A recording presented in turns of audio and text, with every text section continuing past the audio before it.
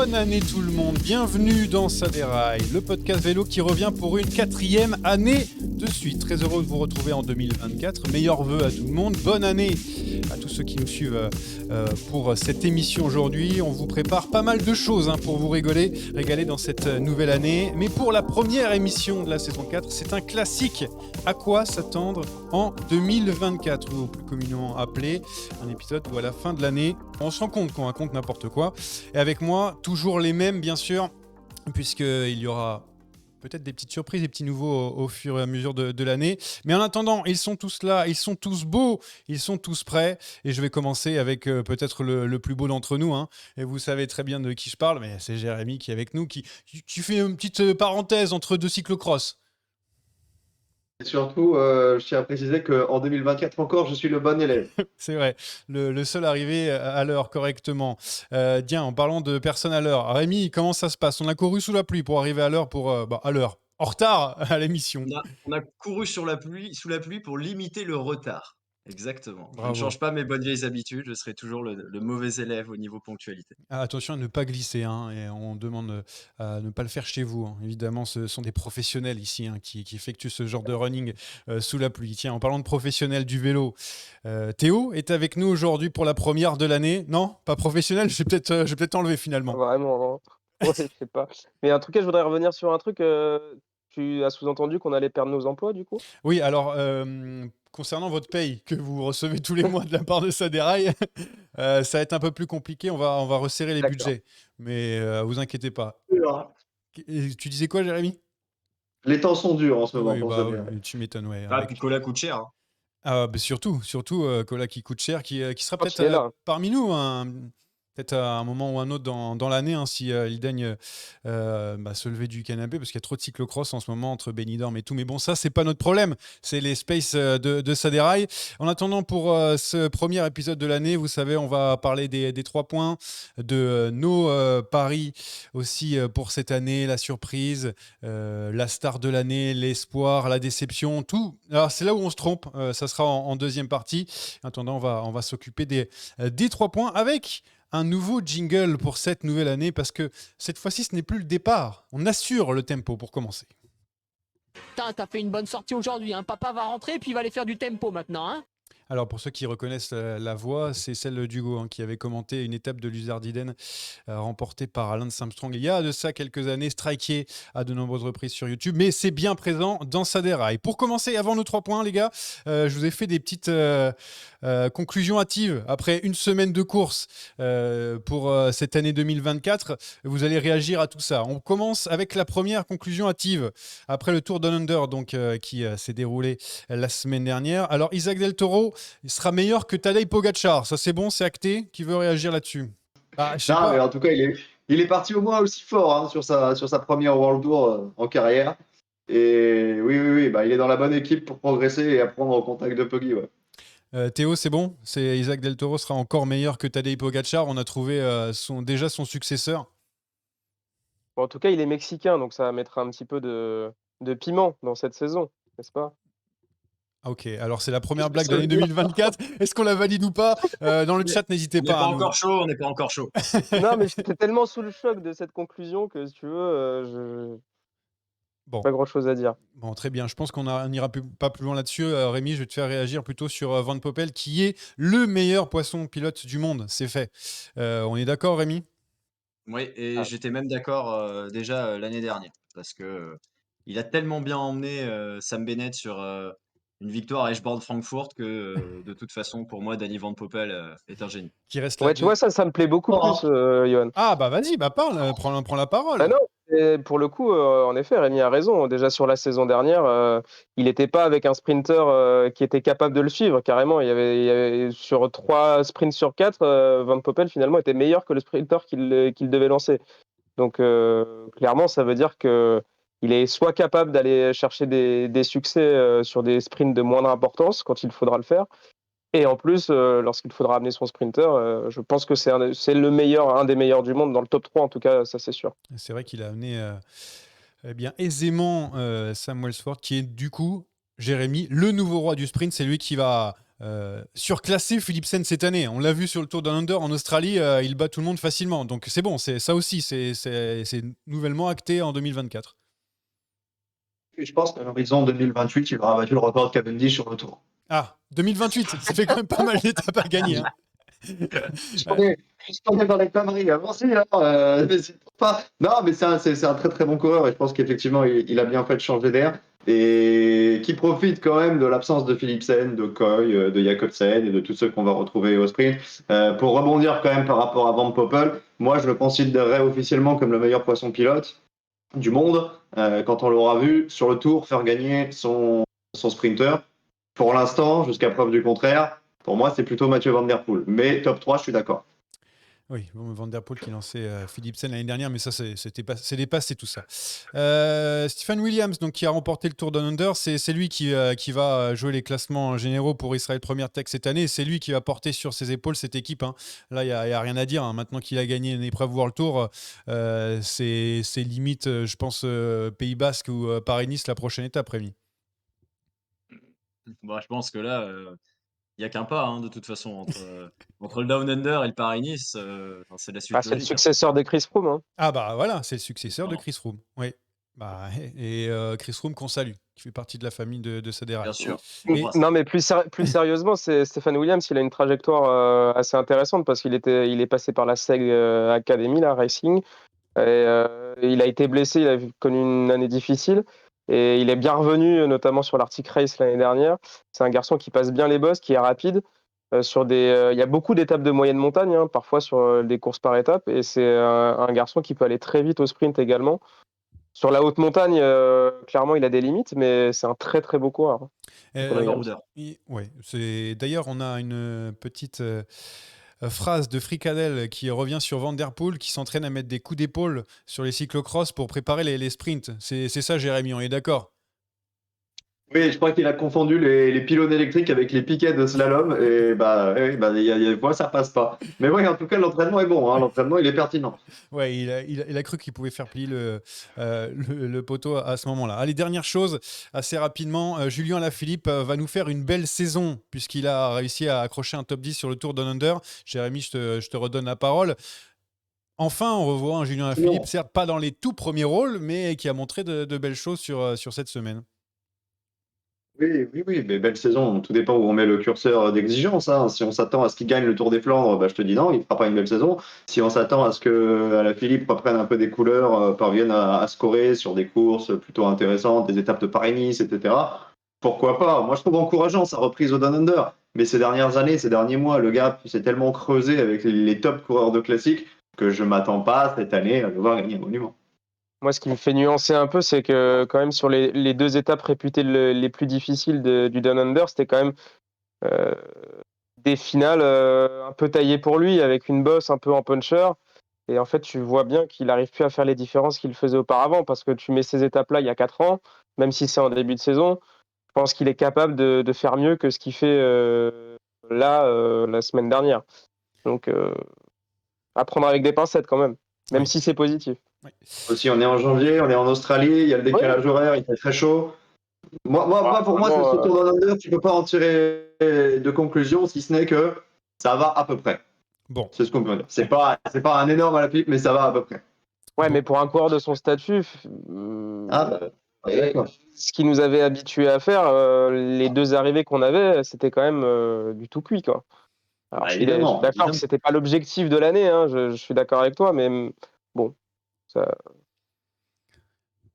Alors, Julien Alaphilippe qui ne fait pas partie des déceptions pour ce Tour Down Under, mais il y en a hein, qui ont un petit peu manqué le coche, hein, Caleb Ewan notamment, mais bon, on commence à s'habituer. Simon Yates qui n'était pas vraiment aussi dans le coup, on l'attendait un petit peu plus haut. Filippo Ganna, on m'a d'ailleurs interpellé dans le chat sur Filippo Ganna, qui était bien présent en Australie, ne vous inquiétez pas. Mais il n'y avait pas de chrono. Ah oui, Filippo Ganna, il aime les chronos. Ah oui, mais bon, il était là quand même. Après, on va pas se mentir, c'était une start list assez faible, je trouve. J'ai pas la mémoire des autres années, je me rends pas vraiment compte, mais il n'y avait pas vraiment de gros cadors sur cette première course World Tour de l'année. On est parti pour les 3 points maintenant, on va faire ça sérieusement, pas à pas, avec les 3 points de l'année 2024. C'est ce qu'on a envie de voir sur cette nouvelle saison. Et on commence bien dans l'ordre avec Jérémy. C'est celui qui a été le plus appliqué, qui a rempli correctement le conducteur. Donc c'est normal que je lui donne largement la parole. Rien de plus à rajouter, je suis totalement d'accord avec toi. Ouais. Bah, mes 3 points, en fait, c'est presque chaque année les mêmes. Des classiques printanières animés, et j'entends par là San Remo, Tour des Flandres, Paris-Roubaix. Mais cette année, je veux croire aussi en un beau Liège-Bastogne-Liège pour plusieurs raisons. Parce que Mathieu Van Der Poel, certainement, va le viser dans la mesure où il souhaite remporter un 4e monument différent. Et parce que ces dernières années, on a été privé d'un beau Liège-Bastogne-Liège par les faits de course, par les chutes. Et on n'aura pas systématiquement ce genre de mésaventures. Mon deuxième point, c'est un Tour de France disputé. Alors, c'est un point un peu naïf parce que j'y crois sans trop y croire. Mais je me dis que si Vingegaard est là, Roglic avec l'Armada annoncée, Evenepoel, Pogacar également, même s'il sortira du Giro, sur le papier, on a de quoi faire. Et mon troisième point, pareil, c'est un rêve qui, à mon avis, sera vain. Mais c'est un peu de concurrence chez les dames pour SD Works. Ah oui, là, le dernier point est un peu plus compliqué. Rémi, maintenant que je vois ce que tu as mis, tu peux nous donner tes 3 points. Alors, je tiens à dire que c'est rempli depuis hier. Si vous ne l'avez pas Ah, vu, chef, n'y peut rien. bravo, bravo. Non mais félicitations, bravo. T'es pas le dernier en tout cas. Moi, un peu comme Jérémy, mais même d'une façon plus large, j'espère voir des courses par étapes plus disputées. Parce que on a vraiment trop souvent, depuis même pas que 2023, hein, vraiment ce cyclisme à 2 vitesses et même un favori qui se dégage du lot et très peu de courses qui se disputent jusqu'à la fin. On a eu le Giro 2022, mais c'est tout en termes de grands tours. Donc voilà, des courses plus disputées, mais même au-delà des grands tours, même les tours d'une semaine. Je veux voir des nouvelles têtes émerger, mais vraiment, donc, quand elles disputer justement ce genre de classement généraux un petit peu, et ne pas voir que des Jumbo, des UAE et de temps en temps quelques Ineos. Et j'espère voir une grande victoire de Juliette Labouze. Alors, elle avait gagné sur le Tour d'Italie l'année dernière. Et j'aimerais bien une grande victoire du style soit classement général, soit une classique. Parce que je pense que c'est la suite logique après avoir fait encore un très bon Tour de France l'année dernière et avoir gagné sur le Giro. Ouais, ça va aussi dans le sens de concurrencer aussi un petit peu la Easy Works. Non, là, bon. C'était en 2022 qu'elle a gagné l'étape. Eh ben, C'est bravo. 2022, pardon. Ouais, mais l'année dernière, elle fait 2 du général. Donc, bon. Bon, Oui, voilà, c'est pour ça, je me trompe. Et puis fais gaffe, Rémi Jumbo, c'est fini, hein. ouais, Oui, c'est Faut travailler un peu, hein. Lise the Bike. Lease the Bike. Oui, bah ouais, hein, surtout ils vont nous appeler pour nous taper sur les doigts. Tiens, Théo, alors qu'est-ce que tu as mis? Bien sûr, préparation depuis des semaines maintenant pour toi, tes 3 points, donc tu peux les Bien donner. sûr. Oui, moi j'aimerais avoir un Giro plus animé que l'année dernière, parce que franchement, on s'est quand même bien ennuyé sur ce. Je pense que c'était un des grands tours les plus ennuyants de ces 5 dernières années. Bon, vu le tracé, je suis pas sûr que ce soit beaucoup plus sympa cette année, mais on va croiser les doigts. Euh, Personne n'a parlé des Jeux Olympiques, mais on a un tracé qui est vraiment très sympa. Bon, c'est à Paris, c'est vrai que ça fait un peu chauvin. Et malgré tout ce qui se passe autour de ces JO, j'ai quand même envie de voir. En tout cas, il y a tout pour une très belle course de vélo olympique avec des garçons qui en ont fait leur objectif en plus, donc ça peut être sympa. Et puis j'aimerais bien un maillot de champion de France, Valentin Madouas, qui arrive vraiment en top forme sur les Flandriennes. Il a connu pas mal de déboires sur ces gros objectifs-là, avec quelques petites maladies, etc. Donc j'aimerais bien voir en tout cas jouer. Voilà. Tiens, il y a une petite phrase aussi dans le chat de James Cycling, je ne sais pas du tout qui ça peut être, qui dit encore une réflexion de français, bizarrement. Peut-être un belge. Je vous laisse deviner de savoir qui est cette personne bien connue du monde de Saderail. Alors, tu parlais des JO, moi j'en ai parlé aussi dans mes 3 points. Je veux une vraie course, surtout sur les Jeux Olympiques. Alors, vous allez tout de suite me tomber dessus, mais c'est juste que sur les dernières années, entre Carapace, entre Vinokourov, Van Avermaet, etc., ça a été des courses un peu décousues. J'aimerais bien voir une belle À course Rio, de vélo. c'était sympa quand même. À Rio, c'était sympa, mais une belle course un peu décousue, un peu moins décousue, un peu, voilà, où il y a un peu plus de choses, où on voit les favoris pouvoir se disputer la victoire, parce qu'on a eu beaucoup de surprises, on va dire, par le passé. J'avais mis donc pour les Jeux Olympiques Des grands tours moins chiants et plus disputés, ça va aussi avec un petit peu tout ce que vous avez dit. Et un Français de retour dans le top 10 mondial. Voilà ce que j'aimerais. Je n'ai pas noté le Français. Ça peut être beaucoup de personnes, hein. Romain Grégoire, Arnaud Desmar, pourquoi pas, David Godu, Madouas, pourquoi pas aussi. Voilà, donc pas mal de petites choses. On va commencer par ce qui revenait le plus souvent, c'est les grands tours. Parce que c'est vrai que l'année dernière, on a eu des jaunes et noirs qui ont raflé un petit peu tout sur leur passage. Comment faire? Qu'est-ce que ça veut dire un grand tour un peu plus disputé? Qu'est-ce qu'on veut voir, Jérémy? Ne pas connaître le résultat une semaine avant. On veut ne pas voir effectivement trois coureurs d'une même équipe gagner les trois grands tours et en plus se permettre le luxe de terminer sur le podium du dernier. Moi, c'est plus orienté sur le Tour de France, dans la mesure où c'est la plus grande épreuve du monde, mais je suis d'accord avec mes collègues, j'aimerais aussi un beau Giro, j'aimerais aussi une belle Vuelta, mais je pense que cette année, le Tour de France sera la vitrine, dans la mesure où tous les cadors s'y sont donnés rendez-vous. Le problème, c'est que Vingegaard, comme d'habitude, va se focaliser à 100% sur la préparation de cet objectif-là, qui ne sera pas le cas de Pogacar, et moi, je ne crois pas qu'on puisse faire le doublé Giro Tour. Maintenant, Evenepoel va venir, alors même si le tracé lui convient pas forcément, même si son équipe est plus faible, et même s'il ne présente pas toutes les garanties pour un grand tour, j'ai quand même envie de le voir à 100% face à Vingegaard, avec une année de plus d'expérience, avec aussi peut-être les souvenirs de cette Vuelta où il a réussi à repartir de l'avant après son étape cataclysmique sur le Tourmalet. Et puis je me dis que s'il y a une année pour Roglic, les années passent, là il a une vraie équipe à ses côtés, c'est celle-là. Donc j'essaye naïvement d'y croire, mais encore une fois, si tu dois me donner un pronostic aujourd'hui, c'est quand même compliqué de ne pas imaginer Vingegaard gagner. Rémi, on reste sur le Tour de France parce que tu parlais de tous les grands tours. C'est ce que disait Jérémy. Les grands tours disputés, c'est en fait la Visma qui a de la concurrence. En gros, c'est ça ce que ça veut dire.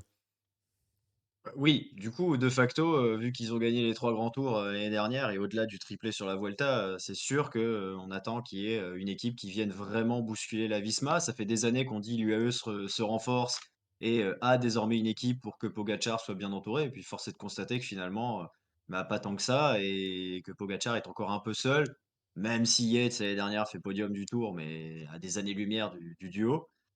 Donc oui, on attend toujours, 7, dans l'idéal 16 équipes qui seraient capables de rivaliser. Alors encore une fois, on attend UAE, on espère un retour un petit peu d'Ineos, même si je vois pas qui peut être leader sur ce Tour de France.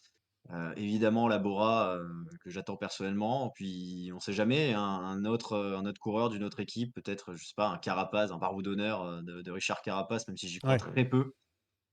Moi, j'ai pas de problème à ce que, il y ait, 2-3 équipes qui soient vraiment au-dessus. J'ai vraiment, l'envie que, ça se batte à coups de secondes et que, bah, comme la deuxième semaine, l'année dernière. On s'est régalé sur la deuxième semaine où Pogacar reprenait, seconde par seconde. Ça paraissait inéluctable qu'il passe devant Vingegaard, mais l'autre, il restait devant et tout. Tu pas envie que ça finisse avec 8 minutes d'écart, quoi. Mais ça passe aussi évidemment par, une Visma qui soit un peu moins souveraine et à la vue du recrutement, même si tu as perdu Roglic, en récupérant Kian, bon, bah, sur le papier, ça reste encore, l'équipe à battre et une équipe, monstrueuse. Tiens, il y a une petite question d'Houdini que Théo va pouvoir peut-être répondre. Il me demande, le tracé du tour est idéal pour qui? Je sais qu'on en a parlé beaucoup, mais maintenant qu'on connaît un petit peu les tenants et les aboutissants, de savoir que les têtes qui seront présentes, les têtes d'affiche en tout cas, le tracé pour toi, il est idéal plus pour qui? Je pense que c'est même pas une question de tracé, c'est tout simplement si Vingegaard est au niveau de l'année dernière, qu'importe le tracé, vous avez beau mettre n'importe quoi, il sera quand même plus fort que les autres. Et la vérité, c'est que s'il est à son niveau du contre-la-montre de Combloux, le contre-la-montre de Monaco, il va faire encore plus d'écart.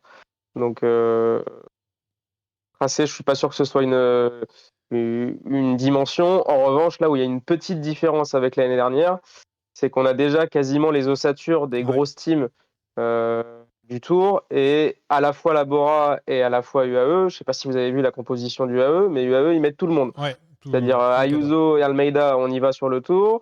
Vous encadrez ça avec les habituels. Bora, ils vont mettre Vlasov et Hindley également avec Roglic. Donc, on a pris le parti, ça veut dire qu'on met les armadas. En tout cas, on joue pas perdant, visiblement, dans le camp des autres équipes. On se dit pas, bon, bah, on va les laisser les deux se battre sur le tour, et puis nous, on va tenter d'aller faire un podium sur le Giro.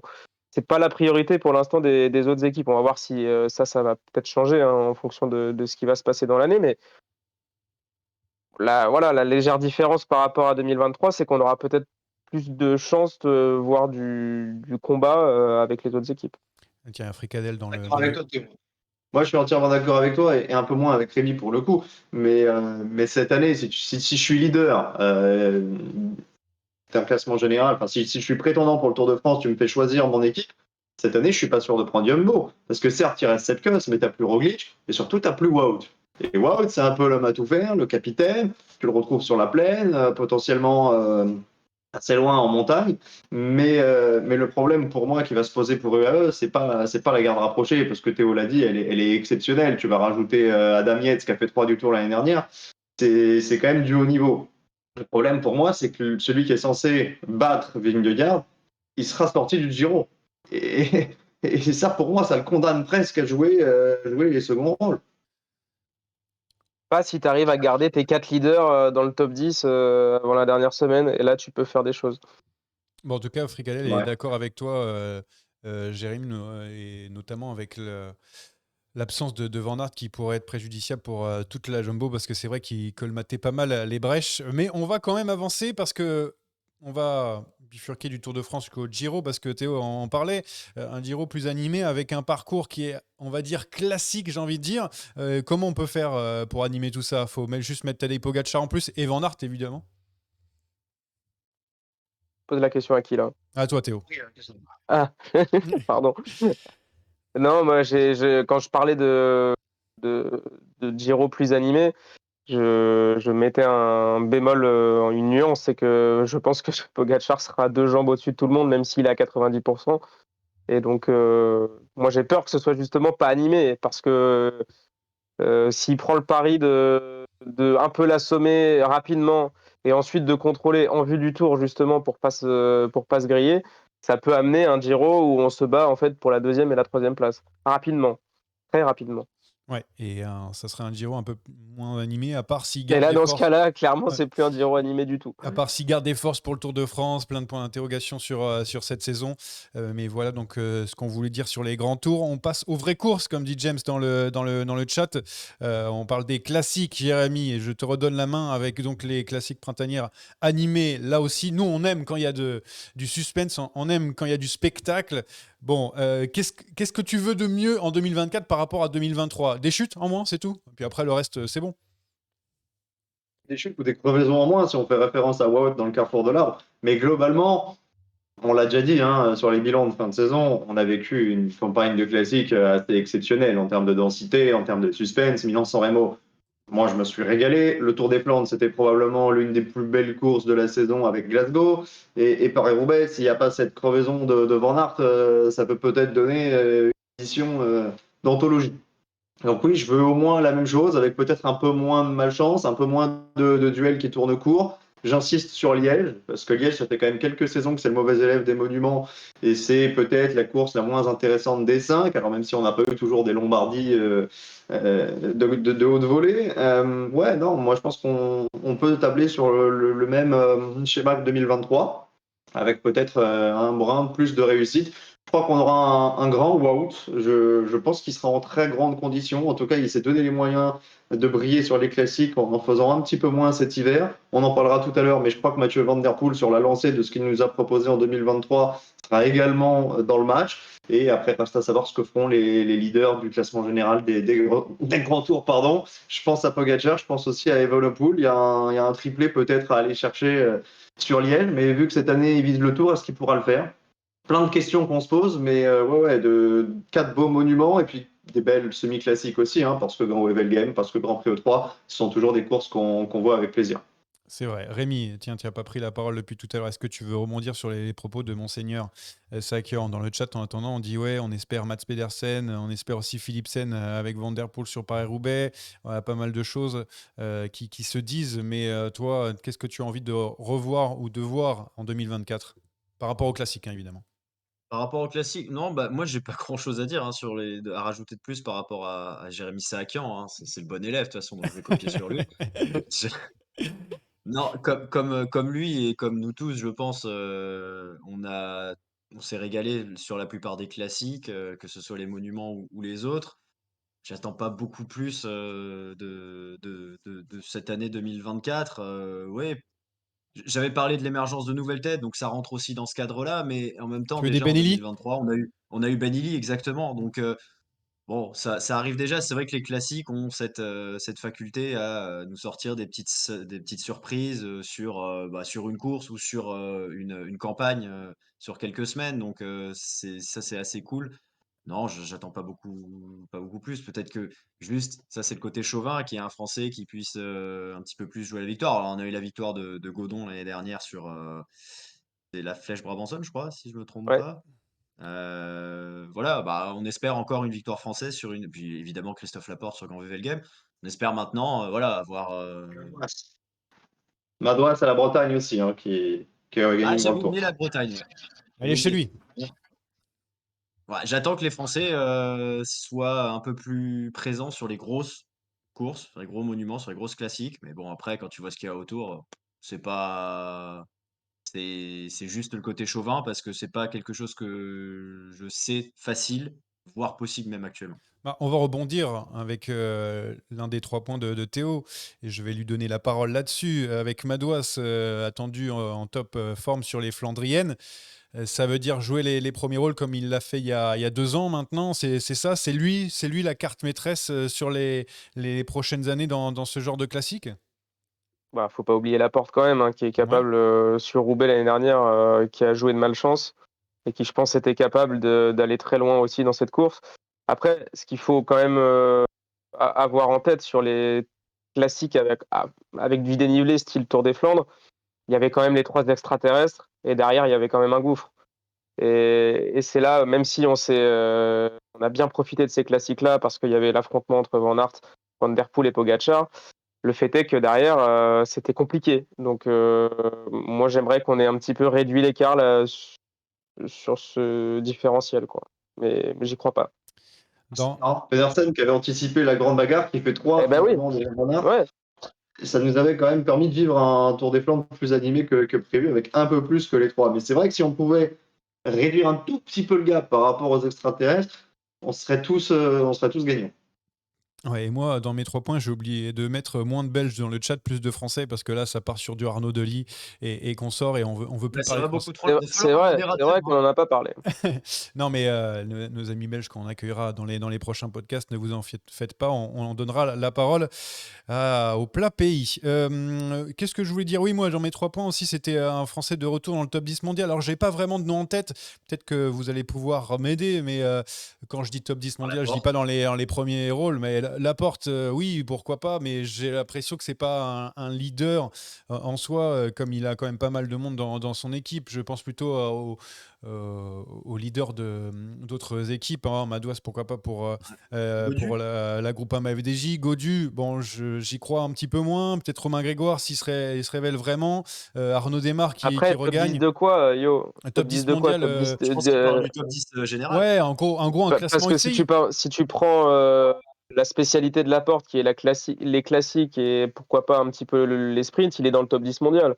Bah, c'est un peu dans le classement UCI de voir un Français Ouais, venir, un Julien Lafilippe qui revient dans le Top 10 top de leur 5, dans le retour en top gel, 10. c'est bon, je pense. Ouais, ouais, Paris-Chauny, ça donne beaucoup de points aussi.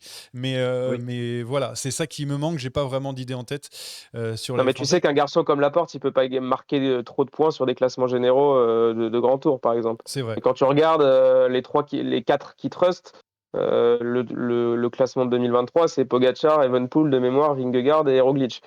Donc c'est sûr que Bah, c'est pas mon c'est problème. Ça difficile. veut dire que soit il faut un mec qui gagne un grand tour, ou Bah en c'est tout cas ça. qui est sur le podium, et qui gagne au moins une ou deux courses d'une semaine. Ça, aujourd'hui, on n'a pas, on n'a pas un mec capable de ça, surtout face aux extraterrestres. Et sinon c'est Laporte qui va claquer une grosse classique, donc un monument, donc un ronde, un Paris-Roubaix, et qui est solide tout le printemps, quoi. Il y a J'ai envie de te poser une question. qu'est-ce que ça t'apporterait, à quoi ça rimerait d'avoir un Français dans les 10? Ça veut dire que Qu'est-ce que ça t'apporterait comme émotion? Parce il a qu'admettons, marqué la prenons saison. Romain Bardet par exemple. Romain Bardet, selon les concurrents qui vont s'aligner sur le Giro, potentiellement, c'est pas impossible de l'imaginer dans les 3 ou dans les 5. Loin derrière Pogacar, mais si tout le monde va autour, il peut y avoir un spot. Derrière, on peut l'imaginer prendre des points sur des classiques, finir dans le top 10, dans le top 5, et à la fin de l'année, de ne pas être si loin que ça du top 10 mondial. Mais est-ce que ce serait aussi intense en termes d'émotion? Est-ce que ce serait aussi retentissant que de voir un Français gagner une grande classique, un Français enfin gagner un tour d'une semaine sur le World Tour? Tu sais, le top 10 de l'UCI, pour moi, c'est ni plus ni moins qu'un barème un peu arbitraire, hein. Ouais, c'était juste de revoir quelqu'un qui brille toute une saison. Voilà, en gros, ce que je voulais dire. Et d'ailleurs, je voulais rebondir là-dessus parce que d'habitude, Rémi, dans ses 3 points, je crois qu'il y a 2 ans, c'était, je crois, un podium de grand tour pour un Français. Après, c'était une course par étape d'une semaine en World Tour. Et cette année, tu nous as pas fait la classique, une manche de Plus Coupe rien. de France ou un truc comme ça. Il y a plus rien Non, maintenant. ouais, C'est terminé. là, Le c'est mec plus rien. descend d'année en année. Ah quoi. ouais, mais d'année en année. Alors, vous Là, allez là, pouvoir. bientôt, je vais vous dire, j'espère voir un Français au départ du tour. Mais vous réécouterez les anciens épisodes, mais à chaque fois, il a baissé d'un cran. Là, maintenant, il a abandonné cette idée. Déjà, je ne vis plus dans le déni. Très rapidement sur les JO, Théo, et après, on passe au côté féminin avec Rémi et Jérémy. C'est quoi des JO réussis pour toi? Ça veut dire quoi? Ça veut dire que tout se passe bien? Ça veut dire que. Ah non, c'est intrinsèquement du côté sportif. Hein. Oui, donc. Pour ce qui se passe bien, j'espère que ça se passera bien, oui. On verra. Mais on a eu l'intelligence de tracer un parcours qui est sexy sur le papier. Après, aux coursiers, aux coureurs, on sait que les JO, c'est pas facile, hein. On n'est que 3-4 par équipe, justement, ça peut flinguer de partout. La partie en ligne est intéressante, la partie dans Paris est superbe.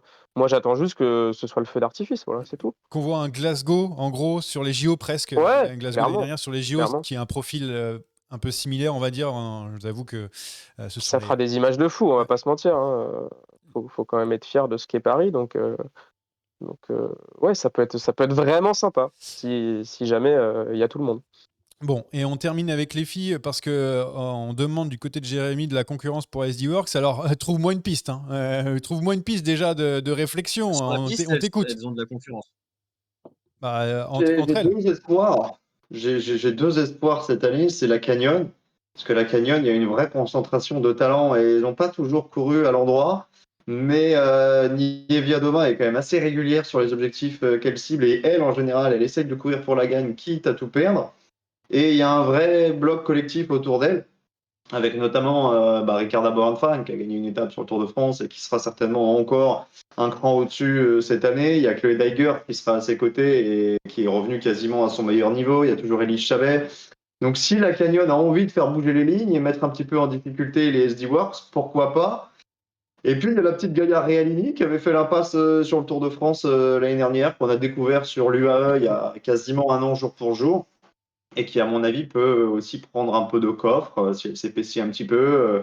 Il y a possibilité de mettre aussi le bazar dans le dispositif SD Works. Maintenant, sur les classiques, avec Vollering en leader sur les Ardennaises, avec Kopecky à ses côtés. Kopecky qui est devenu une extraterrestre aussi chez les dames, avec toujours Vibos. Alors moi, je veux bien, hein, il y a Charlotte Cole, il y a Balsamo, même Consoni, mais Consoni, elle n'est pas encore au top non plus. On l'a vu sur les premières courses. À mon avis, sur les sprints, la domination n'est pas prête d'être chamboulée, mais j'espère ne pas revivre une saison à 850 victoires de Vestivar. Voilà. Et 1, 2, 3 sur les classements généraux aussi sur certaines courses. Ok, on va s'arrêter là-dessus pour cette première partie parce qu'on a beaucoup parlé déjà. On va sauter aussi, on n'attaque pas parce qu'on va pas se mentir que les courses en Espagne sont pas hyper attrayantes en ce moment. Bravo à Dylan Groenewegen, bravo à Matthews pour ses victoires là-bas. Bravo à Pierre Grotera aussi français. La Real, elle est déjà au top, hein, parce que le sprint de Renault Véron, Ouais, bah on oui. n'a rien vu. Mais c'est ça qui est beau. Et ça c'est l'année 2024 qui commence, c'est le cyclisme qu'on aime. Donc on va passer sur tous ces événements et puis on va aller directement dans le sprint final qui s'appelle maintenant, on va allumer la mèche. Voilà donc pour Allumer la mèche en 2024, on va aller sur nos paris on va commencer par la star de l'année, celle qui va pas nous surprendre parce qu'on la connaît déjà, mais celle qui va tout rafler cette saison. Jérémy, Mathieu Van Der Poel. Mathieu Van Der Poel, Rémi, Tadej Pogacar. Théo, Mathieu Van Der Poel, pardon. et pour moi, Tadej Pogacar, on en a que deux Pogacar, deux Van Der Poel. Alors, on va avoir deux camps différents. Pourquoi Van Der Poel? Tiens, Théo, pourquoi Van Der Poel plus qu'un autre coureur cette année? Parce que je pense qu'il a passé encore un cap l'année dernière, que sa victoire au championnat du monde a marqué les esprits. Et vu sa domination là sur cet hiver, ça veut dire que il est en forme et je pense qu'il a des nouveaux objectifs cette année et la perspective des JO surtout, moi m'enchante vraiment de le voir là-bas. Et Jérémy, comment faire mieux qu'en 2023 pour qui était déjà Mathieu Van Der Poel, qui a déjà été la star ou fait partie des stars de l'année 2023? C'est quoi? C'est les JO en plus? C'est ça? C'est ce qu'il peut rajouter en gros? Est-ce qu'on lui demande de faire mieux qu'en 2023 pour être Non. la star de la saison? Ah non, mais il faut au moins aussi bien. Ah bah, Y a faut pas le choix. aussi bien. Je suis d'accord avec tout ce qu'a dit Théo. Je vais simplement compléter par plusieurs petits points. Je pense qu'il y a une bonne partie de la pression qui a été évacuée pour Mathieu Van Der Poel parce que les années passent. Il a déjà 29 ans Ouais. et on lui a souvent dit bon, le palmarès en cyclocross c'est super, mais il va quand même falloir gagner des grosses courses. Bon, l'année dernière, je pense que le problème a été résolu. Maintenant, quoi qu'il advienne, Mathieu Van Der Poel fera partie des plus grosses stars de sa génération. Donc, il va pas venir à Milan-San Remo avec la peur en se disant mince, encore une fois raté. Il va pas venir sur Paris-Roubaix avec cette même crainte. Il va peut-être même laisser le leadership à Jasper Philipsen sur certaines courses. En tout cas, c'est ce qui a été communiqué par Alpecin.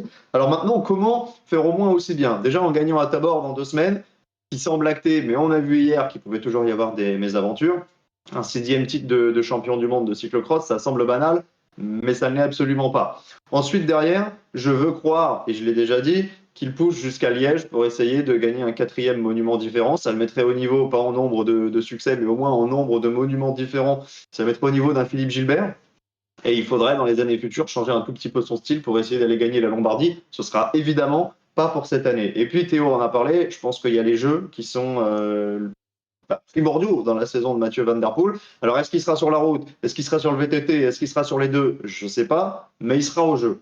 Et il sera au jeu avec l'ambition d'aller chercher une médaille d'or. Alors, qu'est-ce qu'il fera pour préparer ces Jeux? Est-ce qu'il ira sur le Tour une semaine? Est-ce qu'il zappera le Tour? Finalement, ça, c'est pas si important. Mais si à la fin de l'année, il a gagné Tabor, il a gagné une médaille au jeu, il a gagné Liège, et potentiellement, il a réussi à accrocher aussi au passage une course flandrienne, parce qu'il ira sur le Ronde pour gagner, il ira sur Roubaix à minima pour accompagner Philipsen, bah, il aura déjà réussi sa saison. Plus de 3 lancements de sprint comme il sait bien le faire pour Philipsen. Voilà, on aura eu un Mathieu Van Der Poel au niveau de 2023. Il y a une vraie interrogation sur Liège quand même, hein, Jérémy. Quand même, Oui. Pour moi, c'est une envie qu'il a, mais est-ce que ce sera pour cette année? Je ne sais pas. Toujours est-il qu'il n'a pas encore communiqué le programme. Il avait dit qu'il le ferait à la fin du mois de janvier, justement parce qu'il est en train d'amorcer la réflexion. Mais s'il ne va pas à Liège, ça veut dire qu'il fera all-in sur San Remo, les Flandres et Roubaix comme l'année dernière. Et l'année dernière, il fait 1-2-1. Et je pense que même s'il y aura un grand wow, il ne sera pas loin de ce décompte-là à l'arrivée.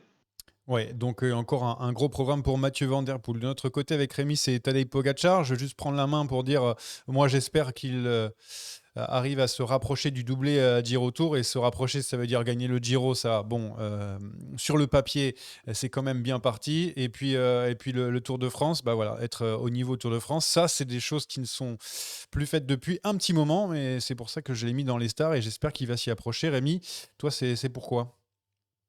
Alors déjà, comme toi, hein, le doublé Giro Tour, parce que s'il y a bien un mec aujourd'hui capable de le faire, c'est Tadej Pogacar. Et Del Toro. Euh, comment? Et Del Et Toro. Isaac Del Oui. Toro. Ouais, Isaac Del Toro, il fera le triplé. Oh bon, bah ça sera l'année prochaine. Je vois, enfin, aujourd'hui, je ne vois que lui pour le faire. Même Vingegaard, je le vois pas réussir ça, malgré son équipe, malgré son talent, malgré sa puissance en montagne. Donc, Pogacar, je le vois capable de le faire. Je ne dis pas qu'il va le faire, évidemment, mais bon, le Giro, vu le plateau qui a l'air de se mesurer à lui, je pense que c'est quelque chose qu'il peut envisager largement, hors mésaventures, évidemment.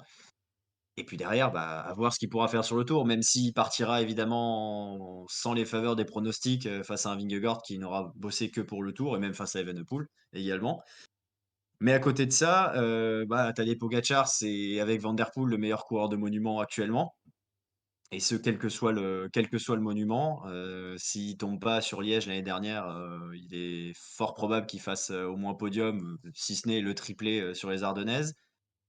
On attend de voir s'il ira sur Paris-Roubaix. Évidemment, ça paraît peu probable à court terme, mais c'est quand même l'un des rares mecs qui peut gagner les 5 monuments. Donc le doublé de Giro Tour, un monument cette année, ça me paraît clairement cohérent. Les JO, bah, le parcours il est difficile et Pogacar aime les courses longues, dures, comme le sont ces jeux. Donc il sera favori, il jouera la médaille d'or, il jouera le podium sur ces jeux. Donc et puis aujourd'hui, bah, face à Van der Poel, c'est peut-être le seul mec qui est capable de faire quelque chose, donc ça va être un beau duel entre les 2. C'est difficile, hein, de sortir aujourd'hui Van der Poel-Pogačar, comme ça a été dur l'année dernière de décerner un titre de meilleur coureur de la saison entre les 2.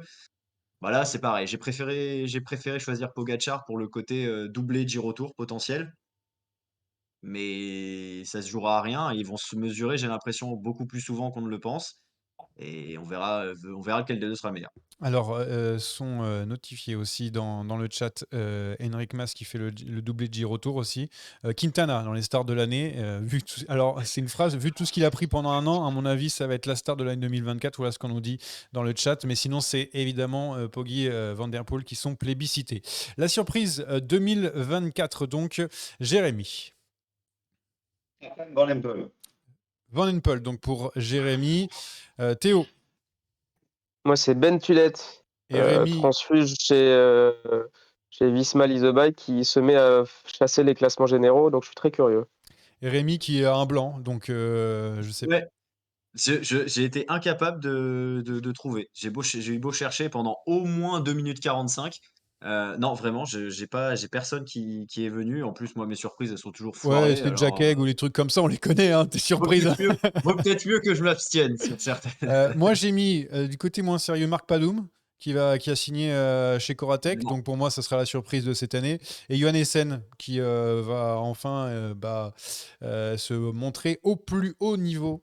Voilà donc pour mes surprises. Jérémy, bon, on va pas passer 6 ans sur chaque catégorie, mais Jérémy, juste pour Van Empel, c'est là où on est un peu plus curieux parce que ça veut dire quoi la surprise chez les femmes? Ça veut dire qu'est-ce qu'elle va faire? Parce qu'on la connaît très bien dans la boue, mais sur la route, je suppose que c'est encore autre chose. Déjà une saison complète sur la route, je pense que c'est l'ambition chez Visma. Elle est allée au stage avec l'ensemble de l'équipe là, en ce début d'année. Et j'ai l'impression que cette année, elle a quand même contrôlé ses efforts en cyclocross. Elle a su s'accorder des pauses. Là, elle est revenue pour Benidorm, mais avec l'ambition d'aller chercher un titre à Tabor. Je pense que derrière, elle coupera. On l'a très peu vu sur la route l'année dernière. On a aperçu quand même un certain potentiel. Et quand on voit ce qu'a réalisé Van Androoy, quand on voit ce qu'est capable de faire Puck Peterson sur une seule apparition sur l'Estrade Bianche, mais tu te dis que comme chez les garçons, c'est possible d'être à la fois dans les cadors au cyclocross et sur la route. Pour l'instant, Visma Leasebike n'est pas au niveau de l'équipe garçon, mais je sais qu'on va travailler chez Visma Leasebike pour essayer justement d'augmenter petit à petit la cadence et la qualité des entraînements pour en faire une structure encore plus professionnelle qu'elle ne l'est aujourd'hui. Moi, je me dis, pourquoi pas une femme Van Empel sur le Tour de France, aux côtés de Marianne Vos, aux côtés de Riga Marcus, des coureuses d'expérience, des coureuses de qualité. Et il y a tout pour moi dans cette équipe pour progresser. Et si elle se consacre à 100% à la route, à mon avis, elle fera une grande saison. Et concurrencer la SD Works, on reste toujours Dans sur les ce point. commentaires, il y a Fricadel qui parle de Leo Hayter en surprise. Moi, j'arrête avec les haters. Hein. Ouais. Moi, je dis plus rien. Non, mais la type J'ai déjà donné. la type te propose Morgado en surprise Oui, pour rester ouais, patriote. c'est très bien. Antonio. Et Bien sinon, sûr, je sur le net dit Jack Egg a fait top 10 sur le Tour Down Under. Donc finalement, ça commence déjà très bien pour lui à surveiller. que j'ai 2 ans d'avance en fait. Morgado, parenthèse sur Morgado, j'ai cru lire qu'il avait fait forte impression sur les stages du AE. Il était le seul à pouvoir suivre Pogačar visiblement sur les sorties longues de plus de 5 ou 6 heures. C'est un gros espoir du cyclisme. Enfin, on l'a bien vu sur le Down Under, en tout cas. Ouais. Moins que Del Toro, Attends, ça il a c'est fait sûr. 18e sur la deuxième étape, hein. Ouais, non, mais c'est déjà un bordel. Chez UAE, ils ont déjà beaucoup d'espoirs Il qui y a trop de toquent à la monde. porte. Il y a trop de monde. Ah ouais, et ils vont pas pouvoir. Il va falloir qu'on mette 12 coureurs. Ou alors ils font une équipe de dévots en plus Bah, sur ils vont le faire Tour de l'équipe du France. Portugal, hein, déjà. Ouais, bah, ça t'arrangerait bien. L'espoir 2024, donc Jérémy. Tac, tac, tac. Alors, Arnaud Delis, j'ai toujours espoir, mais c'est un peu triché parce que je pense qu'il va encore passer un gros cap. Sinon, j'ai pointé Noah Hobbs de Groupama, Ok. qui aura peut-être aussi l'occasion de se montrer un petit peu plus et qui est un bon petit sprinter. Théo. Mais j'en ai pas. Ah bah voilà, il y a J'ai rien. pas eu le temps. Mais on va t'en proposer, t'inquiète, dans le chat, on t'en proposera. Rémi, cette fois-ci, t'as réussi à mettre des noms. Oui, bah, j'ai évidemment mis Del Toro en premier parce que, évidemment, comment ne pas le citer, bien sûr. Après, dans la lignée de ce que dit Jérém, il parle de Deli qui va certainement passer un cap. Moi, j'ai aussi envie de voir ce que va faire Oscar Onley. Bah tu l'as Il vu a fait déjà. une première. Oui, mais j'ai envie de voir comment il va justement confirmer. Voilà, j'ai envie de voir ce qu'il va dire. Il a encore que 21 ans, donc, ou 20 ans même, je crois encore. Donc c'est quand même encore très jeune et il a fait une saison 2023 plutôt solide, mais à voir maintenant avec un peu plus d'attente, avec un peu plus de, de kilomètres dans les jambes, ce que ça peut donner. Alors moi, pareil, j'étais un petit peu dans le même genre que vous. J'ai mis Ayuso cette année parce que j'aimerais bien le voir, notamment sur le Tour de France, parce que même s'il y a Pogacar, il pourrait prendre le lead parce que le pépère slovène est fatigué. Mais sinon, j'ai mis Lamperti chez la Soudal. Vous savez très bien qu'ils ont l'habitude de sortir des sprinteurs de temps en temps. Il n'y a plus Jacobsen. Ça peut être lui qui enchaîne les succès chez eux. Il y a toujours quelqu'un qui sort du lot. De toute façon, on fait confiance à Patrick Lefebvre. Voilà donc pour les espoirs 2024. On va pas s'étaler. On le dit dans le chat, donc du Archie Ryan, du Darren Rafferty. Voilà donc Léo Bizio cette année pour les espoirs de l'année. Voilà pour les différentes notations dans le chat. Déception 2024, ça c'est mon préféré, ça. Déception 2024 parce que souvent on se plante. Jérémy, quel coureur va être la déception 2024? Je vois que parmi les coureurs que tu as pointés, il y a Caleb Ewan. Pour moi, c'est de la triche, hein, de mettre Oui, non, Caleb mais je vais Ewan. l'enlever. Je l'enlève. T'inquiète, je choisis en fonction de vous. Voilà. Alors, j'ai choisi Vlasov, pas parce que je pense qu'il va passer à côté de sa saison, mais parce qu'il aura, à mon avis, assez peu d'opportunités de jouer sa carte. Donc Vlasov, continue. Prends juste comme ça, on va passer d'étape en étape. Mais Vlasov, ça veut dire qu'avec l'arrivée de Roglic, du coup, il va avoir moins de responsabilités. C'est pour ça que tu le vois en déception. Ok. Exactement, je pense que le Vlasov qui joue sa carte sur les classements généraux, qui est capable de faire un top 5, s'approcher du top 3 sur un grand tour, ce ne sera pas pour cette année. On dit Roglic dans le chat, tu vois, on prend le contre-pied avec, c'est sûr, Roglic avec des points d'interrogation avec sa nouvelle équipe, la Bora. Théo, c'est qui alors? Moi, j'ai mis Matteo Jorgensen Ok. parce que j'ai très peur du syndrome Kwiatkowski chez Ineos en le transformant en équipier à tout faire, même si il m'a fait mentir l'année dernière puisqu'il allait chercher une belle victoire sur le Tour. J'ai peur que Jorgensen devienne ce genre d'équipier bon à tout faire. Et j'aurais bien aimé le voir une saison de plus avec les coups des franches et je suis pas sûr qu'il les aura chez Visma Lease the Bike. En effet, et on confirme dans le chat que ça va être dur aussi pour lui. Rémi. Alors moi, j'en ai pointé deux. Tao, qui part se relancer chez Lidl Trek, qui fait d'ailleurs un gros recrutement, mais bon, je pense qu'on aura l'occasion d'en parler. Et David Gaudu, parce que je vois pas ce qui peut changer, je vois pas ce qu'il va pouvoir faire là. Soit il va pas sur le tour, parce que là, il y a beaucoup trop de monde et il change peut-être son fusil d'épaule. Soit je vois vraiment pas ce qu'il va aller faire sur ce Tour de France et je sais pas ce que du coup ça va faire sur les grosses courses qu'il va pointer. Après, j'avais noté aussi, mais d'une autre manière, un Sepp Kuss. Alors, je le mets pas vraiment Mais parce tout le que peloton aussi. pour Hein. moi, hein? Mais tout le peloton aussi, hein, t'inquiète pas. Hein, tu Oui, peux alors mettre. attends, j'ai aussi, alors Carapaz. De toute façon, tous sauf les Portugais, sauf Rui Costa. Non, mais en fait, je veux dire, Sepp Kuss, j'ai peur de la déception parce que lui-même a dit qu'il se verrait bien tenter du coup à nouveau de gagner les courses par étapes et notamment les grands tours. Et j'ai peur que cette Vuelta ne soit qu'un one shot et un accident entre guillemets. Et en même temps, j'ai l'impression aussi il y a un certain nombre de suiveurs qui vont s'attendre à ce que Sepp se confirme et vont être déçus de lui. Et pour moi, c'est pas vraiment le cas en fait. pour moi, il n'y a pas besoin d'attendre plus de Sepkus, donc voilà. C'est pour ça que je l'ai mis, mais sans le mettre. Bon, d'ailleurs, on te suit plutôt sur Tao, qui peut être une des déceptions de l'année. Pour ma part, j'ai mis. Donc, j'avais le choix entre plusieurs coureurs, comme vous l'avez dit. Je voulais mettre Bennett, mais j'ai presque envie de dire c'est un peu trop facile parce que ça sent quand même assez lourd la déception. Souvent, c'est les étrangers dans les équipes françaises. Mais je vais mettre Pitcock cette année, qui, je sais pas. On comprend pas trop quels sont ses objectifs.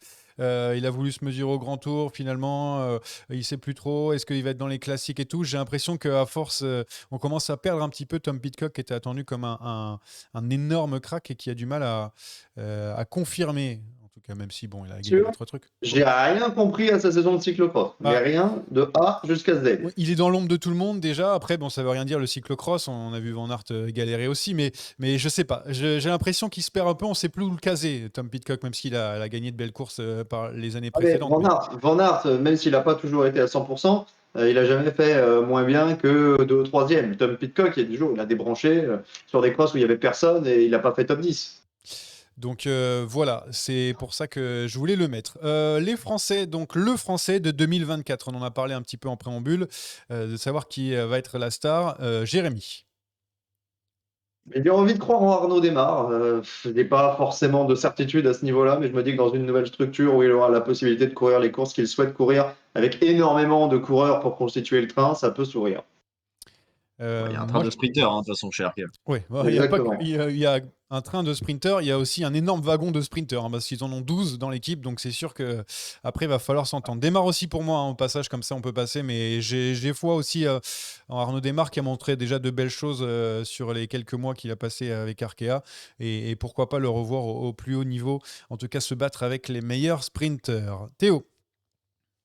Moi, j'ai mis les Français, les jeunes Français de la Soudal, Ok. euh, Antoine Huby et Paul Magnier. Je pense qu'ils ont le potentiel pour exister dès cette saison et d'une manière plus générale, je pense qu'on aura un vrai renouvellement cette année avec des Alexis Fort-Prost chez Intermarché, pourquoi pas pour. Alors, il y aura le Tour de l'avenir, effectivement, mais je pense qu'ils sont capables d'aller jouer. On a des très bons jeunes Français qui font leur apparition là. Et je pense qu'ils sont capables de jouer des choses déjà intéressantes sur des courses de moindre niveau, certes, mais de se montrer d'ores et déjà. Et on termine avec Rémi. Moi, je suis pas original du tout, parce que moi, pour moi, ce sera Christophe Laporte. Alors, j'ai hésité avec un Romain Grégoire ou un Lenny Martinez. Mais de ce qu'il a montré en 2023, et notamment cette première partie de saison qu'il va disputer avec le maillot de champion d'Europe, je pense que Laporte a encore les moyens de passer un cap et d'aller chercher justement une plus grosse classique que Ganvé-Velgave, qui est déjà extraordinaire, attention. Donc, ouais, Christophe Laporte, valeur sûre. Ouais, Samish dans le chat dit aussi valeur sûre. Christophe Laporte qui est aussi donné. Romain Grégoire, évidemment. Dans les flops, on a noté aussi Nairo Quintana. On aime bien donner Nairo Quintana dans les flops tout à l'heure. Et la type dit Goat Terra avec Goat G-O-A-T pour le français de l'année 2024. Il a fait une deuxième place et on C'est vrai. s'enflamme déjà. C'est un syndrome très français. Enfin, on termine gentiment avec l'équipe à suivre cette saison. Jérémy, qui tu vas suivre cette saison? Quelle équipe va flamber? Lidl Trek. Lidl Trek, pourquoi elle va flamber? Pourquoi? Bah, parce que ça roulait déjà très fort l'année dernière et que le recrutement a été très efficace. Rémi en a parlé, un nouveau leader avec Gegenhardt, Jonathan Milan pour les sprints et les confirmations attendues de Pedersen, de Stuyven. Pour moi, il y a un vrai bloc pour briller un petit peu partout. Théo? Moi, j'ai mis la DSM qui, pour le coup, a renoué avec un gros sprinter avec Jacobsen. Je suis curieux de voir comment ils vont s'adapter à lui. Et puis, cette petite curiosité du retour de Barguil avec l'ADER en plus, peut-être présumé de Bardet. Voilà, il y a pas mal de choses qui peuvent se passer dans cette équipe, en plus avec l'éclosion de Poul et de Only derrière. Bref, il y a de belles choses à faire. Puis j'aime bien leur maillot. Ah, ça Voilà. aussi, ça Accessoire, mais oui, ça compte. Rémi qui a mis la moitié des équipes, hein, encore une fois, du World Tour, il s'est pas embêté Oui. comme ça. Oui. Alors, Alors, choisis-en une. Arkea pour. Je Non. fais par ordre alphabétique, hein, du Non, coup. choisis-en Arkea une. pour. Astana pour. Non. La Lidl Trek, évidemment, pour les mêmes raisons que Jérémy. Et je mets quand même la Bora, Oui, parce bah que, oui. encore une fois, tu as une équipe All-Star. Vous savez très bien que j'adore la Bora. Et pour Roglic, en fait, parce que c'est l'année ou jamais, je rejoins Jérémy qui disait ça tout à l'heure, c'est l'année ou jamais, je pense, pour le Tour de France, parce que les années ne sont pas à son avantage. Et avec cette équipe-là, il y a peut-être moyen de faire quelque chose. Et pour finir, moi, la Groupama FDJ qui va devoir faire avec ses jeunes, sa jeune garde. Hein. On a vu Pity notamment du côté du Tour Down Under.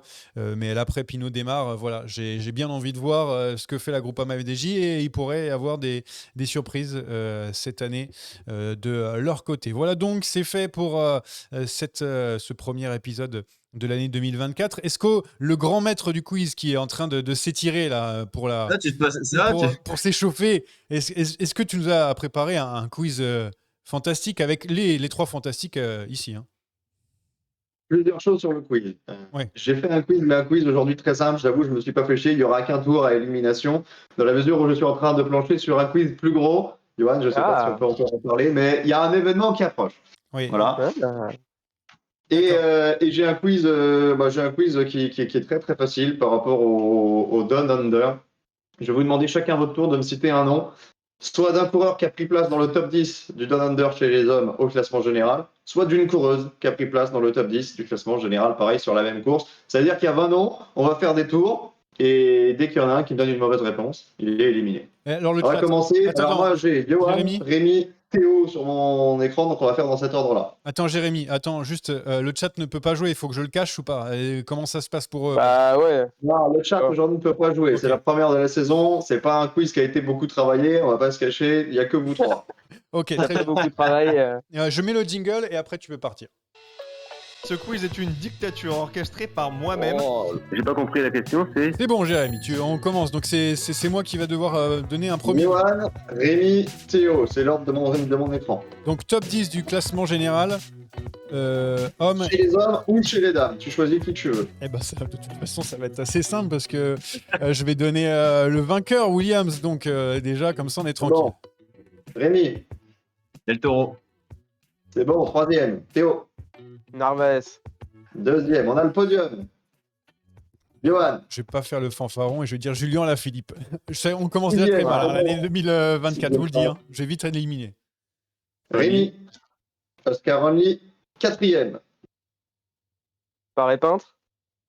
Paré peintre, huitième. Ah, il a pas nous dit, manque- il a pas dit lequel. Non, je rigole. Il nous manque le cinquième, le septième, le neuvième et le dixième chez les hommes. Et toutes les meufs. Jack Egg. Ah, c'était longtemps. Jack Egg, dixième. Ouais, C'était je juste l'ai avant. dit tout à l'heure dans le chat. Non. Merci. Putain. Yates. Simon. Magnette, septième. Il nous manque le cinquième et le neuvième chez les hommes. C'est-à-dire qu'il faut pas chercher les filles derrière. Oh là là. Bart Lehman, là, le militaire. Bart Lehman, cinquième. Bonne réponse. Il ne manque plus qu'un seul homme. Je vais donner, je n'ai pas regardé, alors je vais donner au hasard. Il abandonne les mecs. Et là, il va Et partir là, sur les au meufs. hasard, qui a fait dixième? Ashley Moonman. Pas du tout. Allez. Johan Fritz, éliminé. Merci. Alors, éliminé, sauf si les deux autres perdent. Hein, mais Ouais, pour bah l'instant, attends. éliminé. Attends, on va les voir maintenant. On va voir. Ouais, mais Rémi, moi, c'est à toi. Ah oui, pardon. Cécilie Utrup. Cécile Utrup, neuvième. Ah, mais en plus, j'ai regardé, mais je suis bête. Non, mais moi, je sais pas, là. Première balle de match pour Rémi. Hein.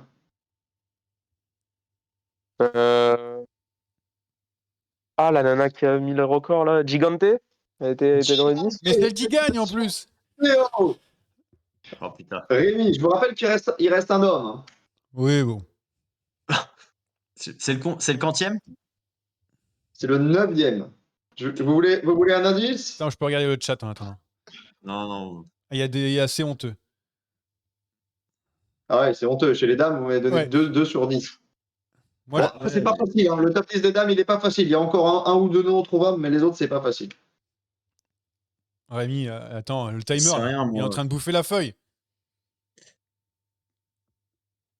Alors, je vais vous donner un indice. Bon, vous pouvez jouer les deux en même temps. C'est le premier qui va me dégainer. Je vais vous donner un indice sur un homme et un indice sur une dame. Ouais. Il y a un homme qui est australien et il y a une dame qui est Super. une habituée du strike. Qui est quoi? Qui est une habituée du strike dans le peloton. Nicole Frein. Nico Brain. Victoire de Rémi Dos Santos. Alors, dans le chat, on avait donné Sprat ou Brown. Est-ce que c'était bon? Ouais. Alors Brown, non, mais il y avait Ah. Amanda Spratt, il y avait Victorique Guillemont, la meilleure française qui fait 6e. Et chez les hommes, c'était Damien Hawson Oh. qui courait donc pour l'Australie, qui est Mais notamment. quand tu disais que tu n'avais vraiment pas du tout travaillé le quiz, c'est vraiment, tu t'es pas fait chier, quoi. Hein. Ah non, aujourd'hui, déjà, Avec le recul, là, franchement. soyez heureux d'avoir un quiz parce que vu la dose de travail que j'ai à côté pour préparer le grand quiz, je peux vous dire que ça va pas. Bon. Ça va pas donner. Bah justement, bravo à Rémi pour cette victoire. Je voulais finir avec ça. Il va y avoir des nouveautés cette année dans sa déraille. On aura des nouveaux arrivants, je l'ai dit en préambule, avec donc 2-3 personnes virées. Non, c'est pas vrai. Des Mais, personnes en Johan, il y a des personnes qui se sont déjà virées toutes seules. Hein. Oui, il y a des gens que vous avez vus, qu'on voit, qu'on entend un petit peu moins. Et il y a aussi une surprise parce que la semaine prochaine, on ne fera pas de podcast puisqu'on aura le droit à une grosse surprise qui n'est plus une surprise maintenant avec un gros quiz avec des personnalités du vélo. Vous allez voir, on vous a préparé tout ça et on fera au mieux pour ne pas être ridicule. Enfin, Jérémy et moi, ça devrait aller, mais pour le reste des participants, on verra. Donc, on vous donne rendez-vous la semaine prochaine. On essaiera de le mettre en direct sur Twitch aussi. Bon, après, la partie technique, vous savez déjà qu'on est en retard. On verra ce qu'on peut faire. Mais en tout cas, vous allez pouvoir le savourer très prochainement. Je crois que j'ai tout dit, Jérémy. Il y a quelque chose à dire en plus, à part le fait que tu travailles beaucoup, que tu es fatigué. Ça va sinon ? Il est en pleine forme. Merci donc à Jérémy, merci à Théo, merci à Rémi. Pas de pari aujourd'hui évidemment parce que les courses ne valent pas le coup. Et puis on se retrouve très vite ensemble pour reparler vélo. Salut à tous!